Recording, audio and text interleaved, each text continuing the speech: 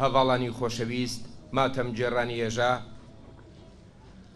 بەگەرمی بە خێراتنتانەکەین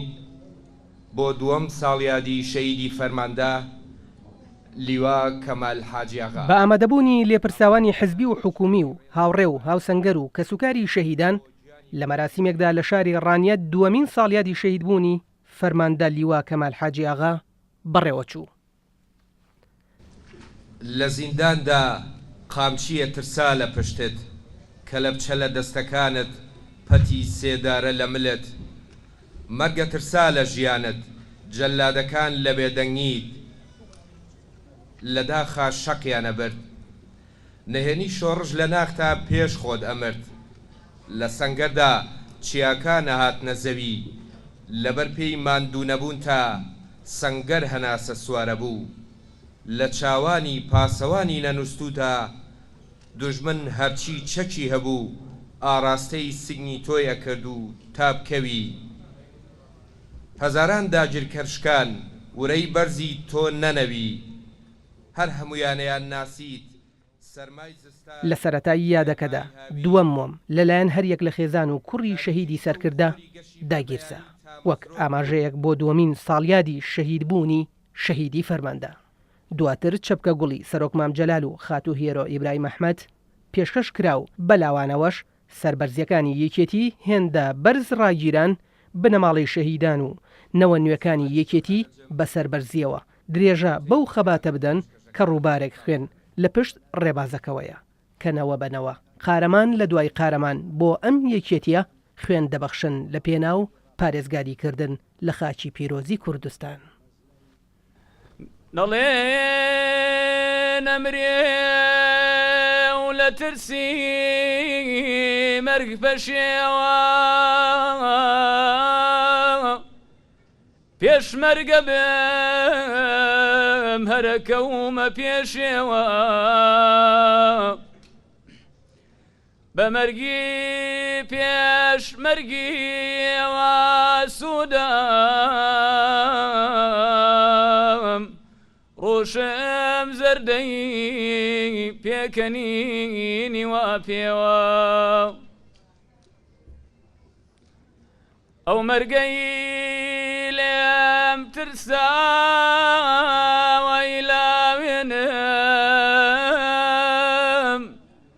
بۆ ناوێرێ بێت و بگرێ داوێنم بابم ناسێ کە پێشمەرگەی ئەم گەلە و کادرێکی دەست و داوێن خاوێنم. لە درێژەی مەراسیمەکەدا هەریەک لە مستەفا چاوەڕەش لێپرساوی مەڵبەندی ڕێخستنی پێشمەرگە و سیروان کوێخانەجەم لێپرساوی مەڵبەندی شەشی سۆرانی یەکێتی نیشتیمانی جیابەجیا وتاریان پێشکەش کرد کە تیایدا باس لە ئازایەتی و نەبەردی شەهیدی سەرکردە لیوا کەمال لە ناوچەی باڵەکایەتی کرا کە یەکێک بووە لە پێشمەرگەی مەفرەزە سەرەتاییەکان و دەورێکی سەرەکی هەبووە لە خەباتی یەکێتی نیشتیمانی کوردستان لە سەردەمی شاخ و شاردا. لە وتارەکانی ئەم مەراسیمەدا بە شانازیەوە باس لە خەباتی شەهید کرا و سەرکردایەتی یەکێتیش بە قەرزاری کەسوکاری بنەماڵەی زاندرا. حتا لیوا زیاتر بڕۆ لەمەوە خەڵکی خوێندەوارن هەموو خەڵکی گەنجن لۆیە دەبێت زۆر احتیمات کە لەسەر خۆتان و باوەڕتان بەخۆ هەبێت و هەر ئینسانێکیش کە احتیماتی کرد لەسەر خۆی باوەڕی بەخۆی هەبوو هیچ شتێک نەکە نەکرێت. 2 ساڵ تێپەڕەکات بەسەر شەیدبوونی کاکە کەمالە وەفا و پیاوەتی و ئازایەتی بۆ ڕەفیقەکانی خۆی بەجێهێشتووە. ئەگەر هەمووشمان لەسەر ئەو ڕێبازە پیرۆزە و ڕێبازەکەی جەنابی مام جەلال بەردەوام بین حتمەن ئاواتی شەیدەکانیش دێنی نەدی. لێرەشەوە هەر لێرەوە لەم منبەرە و لە ناوی هەمووتان و جەنابتان و سڵاو و ڕێزەنێرین بۆ لیواکەی 122 بیتوێن کە کاکەمال فەرماندەیان بوو ئەو ئەرکە و ماندوو بوونەی کە ئەوانە بەجیانێشت و ئێستا کاکەمال شەید بووە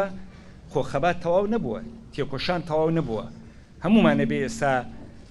لە دەوری یەکێتی بە یەکریزی یەکێتی بە خۆشەویستی یەکێتی هەمومان کۆبینەوە چکە ڕابردوو یەکێتی لە ڕابردووە دیارە مام جلال فێری قوربانیدانی کردین فێریەوەی کردین کە چۆن خزمەتی خەڵکەین چکە یەکێ لە شەرەفە گەورەکانەوەی قوتابەکانی کاکەمال ئێستا لە سەنگەران ئەتوانی مژدەیان بینێ کە بە هیمەتی بە سیاسەتی ڕاستەقینە ئەتوانین کوردستانەوەی کە ماویشە تیرۆریستان و داعشەکان بە دەربنین و لە سەنگەرا بین و مژدە بە کاکەمال بین کە ئیشەڵڵا لە داهاتووی نزیکە سەرکەوتن بۆ هێزی پێشمەرگەیە. هاوکات هەر ئەمڕۆ بۆ بەرزڕاگرتنی مێژووی پڕسەروەری شەهیدی فەرماندا لیوا کەمال حاجی ئاغا لە مەراسیمێکدا لە ناحیەی چوارقۆڕنە پەردە لەسەر وێنەی شەهید لادرا. ئەوە بەشێک بوو لە مێژووی کەمالی حاجیاغا کە پیاوێکی تێکۆشەر و فەرماندەیەکی قارەمان بووە بۆی خەڵک ئامادەی تێدا بۆ کە بێت لە موناسەبەی ئامادە بێتن. دیارێکی نیشتیمانی کوردستان مێژووی خەبات و تێکۆشان و شەهیدانی هێندە کاروانێکی دوور و بەردرێژە ئەبێ هەموو ڕۆژێک یادی شەهیدێک و یادی فەرماندەیەک و قارەمانێکی گەلەکەمان و یەکێتی نیشتیمانی کوردستان بکەینەوە بۆی ئەمڕۆکەش لە حزوری جەنابی کەمالی حاجیاغا یاد و یادەوەری هەمیشە بەخێر بێوەستا بووین و هەمومان پەردە لەسەر وێنەکەی لادرا.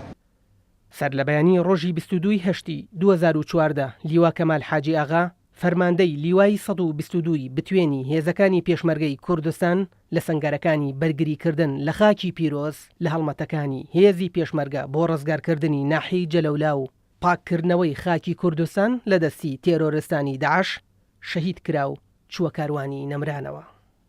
بۆ ئێمە جێگای شانازیە کە ئێوەمانان لە هەموو چین و توێژە جیاوازەکانی خەڵکی کوردستان بەیەکەوە کۆبوونەتەوە ڕێز لە خەبات و قوربانیدانی باوکی ئازیزمان کەمالی حاجیاغا دەگرن. بە پێویستی دەزانین لە ناخی دڵمانەوە سوپاسی ئامادەبوون و بەشداریتان بکەین بۆ سوپاسی تایبەتمان ئاراستەی زۆر بەڕێز دادەهێر و خام بکەین لە هاوکاری پشتیوانی بەردەوامی بۆ بنەماڵەکەمان بۆ سوپاسی بەڕێز کاک مسفات چاوڕەش دەکەین کە لە یەکەم ڕۆژی شەهیدبوونی باوکمانەوە هاوخەم و پشتیوانمان بووە. سواز بۆ هەموو دۆست و ئازیزان بۆ هەموو هاوڕێ و هاوسەنگەرانی شەهید کەمالی حاجیاغا ئەوانەی بەردەوام هاوبەش و هاوخەمی ئێمە بوون و سوپاسی تایبەتمان ئاراستەی دەستگای میدیایی کورسات و گەلی کوردستان دەکەین لە بەپیرەوە هاتن و بە پەرۆشیان بۆ یادکردنەوەی ساڵڕۆژی شەهید کەمالی حاجیاغا. شەهید کەمال حاجی ئاغا لە ساڵی 1956 لە گوندی ئێنەی ناوچەی باڵەکایەتی لە بنەماڵەیەکی نیشتیمان پەروەر و کورد پەروەر لەدایک بووە. یەکێک بووە لە پێشمەرگە دانەبراوەکان و بەشداری لە زۆربەی داستان و نەبەردیەکان کردووە. بە شەهیدبوونی ئەم فەرماندەیەش گۆڕستانی باڵەکایەتی یەکێکی تر لە سەروەریەکانی نیشتیمان و مێژووی خەباتی نەپساوەی یەکێتی لە ئامێز گرت. گۆڕستانی نەمرانیش وەک هەمیشە ناسنامەی بوێری و قارەمانیەتی گەلێکن کە لەگەڵ هەڵدانەوەی هەر لاپەڕەیەک لە مێژووی خەباتی یەکێتی سەرنج دەدەی ئەستێرەکانی پارێزەر لە خاکی نیشتیمان سەوس ئاسا لە نێو کاروانی شەهیداندا دەگەشێنەوە.